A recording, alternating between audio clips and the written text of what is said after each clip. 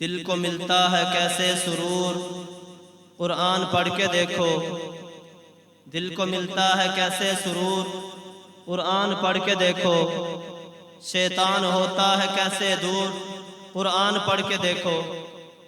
اپنے گھروں میں اندھیروں کی شکایت کرنے والوں، اپنے گھروں میں اندھیروں کی شکایت کرنے والوں، ہوتا ہے کیسے نور، قرآن پڑھ کے دیکھو۔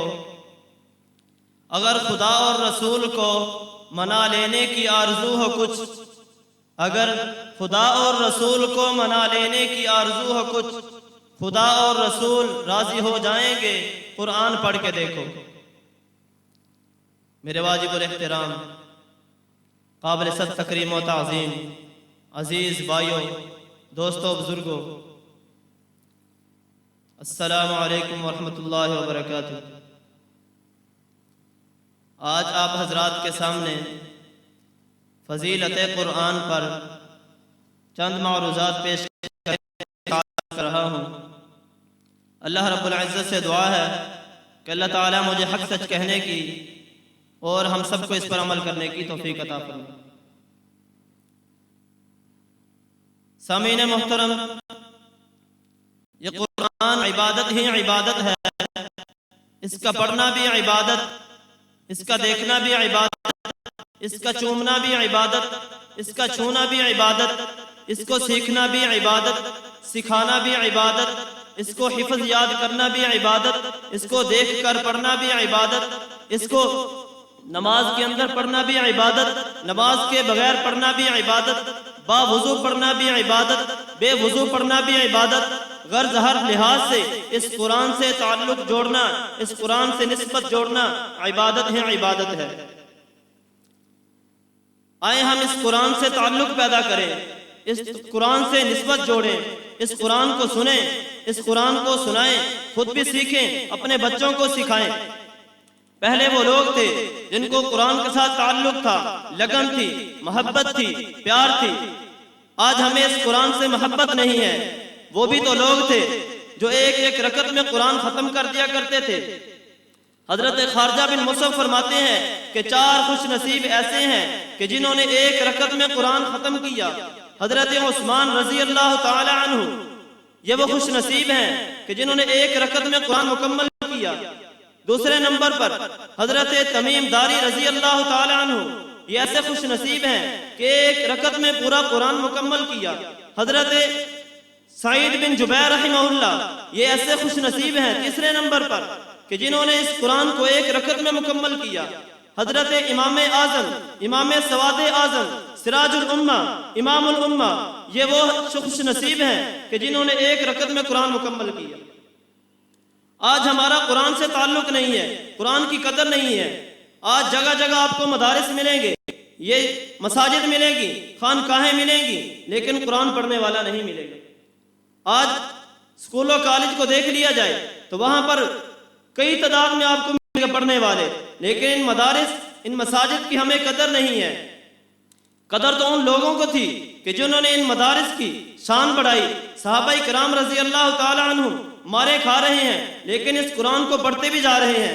حضرت عبداللہ بن مسعود رضی اللہ تعالی عنہ کا واقعہ ہے کہ ایک دفعہ صحابہ نے آپس میں مشورہ کیا۔ یہ اس وقت ایمان لے کر آئے تھے جب مکہ کے لوگ، چند صحابہ کرام نے اسلام قبول کیا تھا، تو صحابہ کا آپس میں مشورہ ہوا کہ قریش کے لوگ جو اس قرآن سے ڈرتے ہیں ان کو قرآن سنایا جائے۔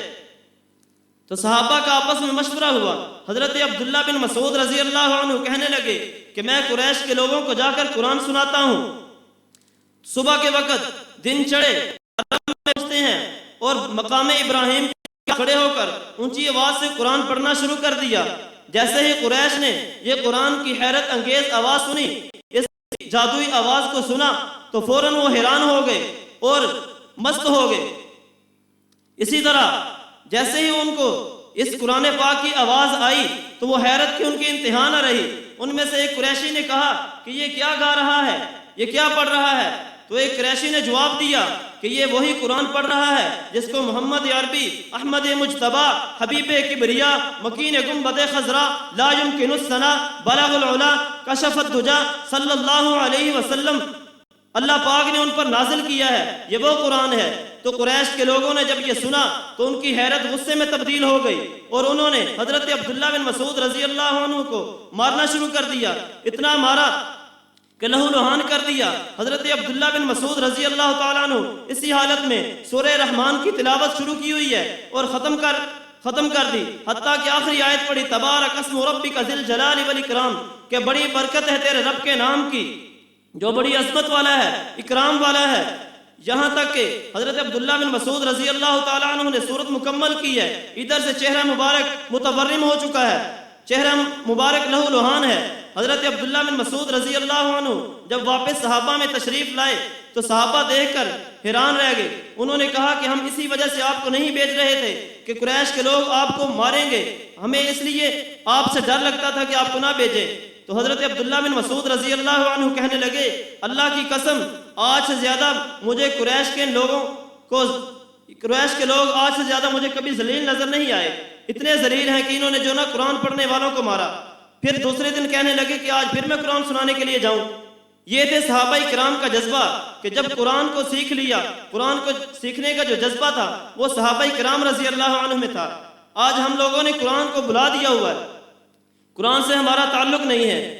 کسی شاعر نے کہا ہے تھام لیا قرآن کا دامن اگر ایک بار پھر، تھام لیا قرآن کا دامن اگر ایک بار پھر، اپنے خالق سے کریں عہد وفا پھر استوار، اپنے خالق سے کریں عہد وفا پھر استوار۔